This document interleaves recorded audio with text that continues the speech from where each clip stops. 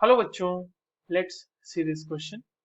हमारे पास यहाँ पे एक अल्कोहल दिया हुआ है जिसका रिएक्शन हम H2SO4 से करा रहे हैं, हीट कर रहे हैं। तो एक प्रोडक्ट मिल रहा है E। फिर उसका रिएक्शन हम MCPBA से करा रहे हैं जो कि होता है मेटाक्लोरोपर बेंजोइक एसिड।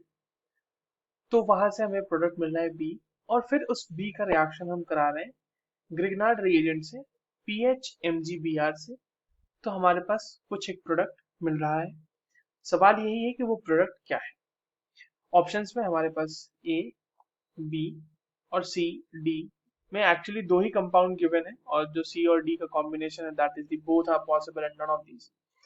तो चलिए इस क्वेश्चन को सॉल्व करते हैं बच्चों, और सबसे पहले ये देखते हैं कि इस क्वेश्चन को सॉल्व करने के लिए हमारे पास कौन से की कॉन्सेप्ट की जानकारी होनी चाहिए। देखिए, की कॉन्सेप्ट की अगर हम बात करें तो इस क्वेश्चन में हमें सबसे पहले ये पता होना चाहिए कि जो अल्कोहल होता है उसका एसिड के साथ डिहाइड्रेशन कैसे होता है।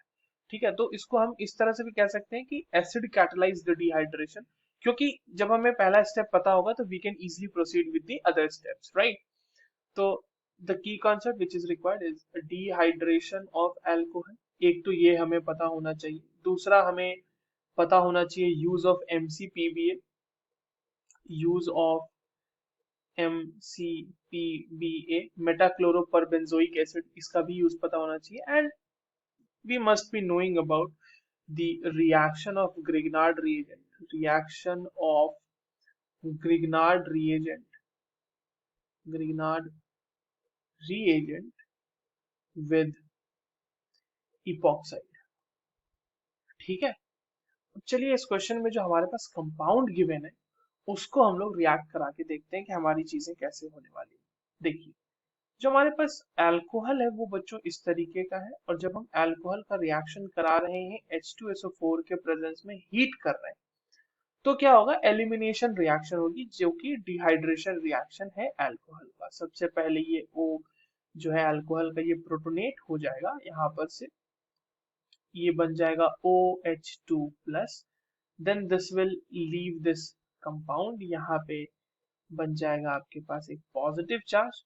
अब देखिए, ये जो पॉजिटिव चार्ज हमारे पास यहाँ बना है इसके पास एक पॉसिबिलिटी है कि ये और भी ज्यादा स्टेबल हो सकता है।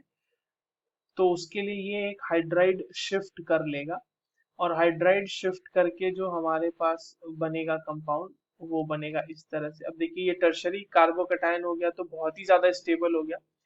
Now with the elimination of a hydrogen जो कि यहाँ पर से एलिमिनेट होगा, लेट्स मेक दिस करेक्ट।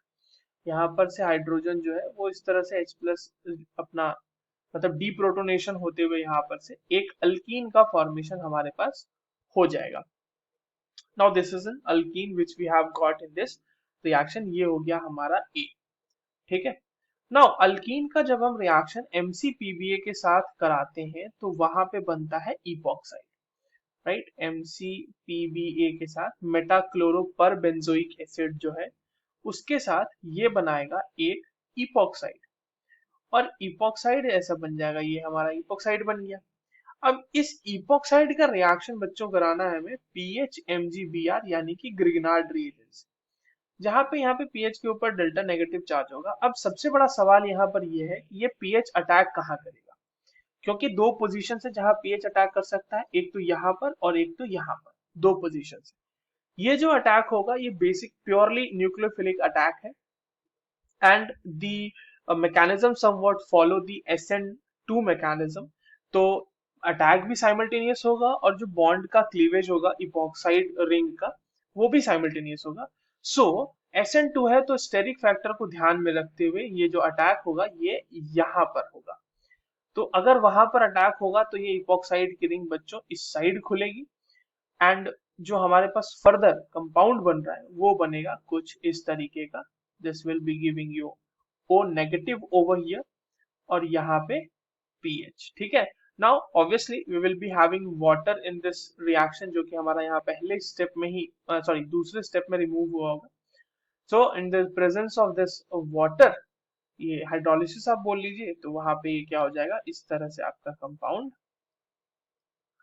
बन जाएगा। So the compound which we will be getting in this reaction will be option A।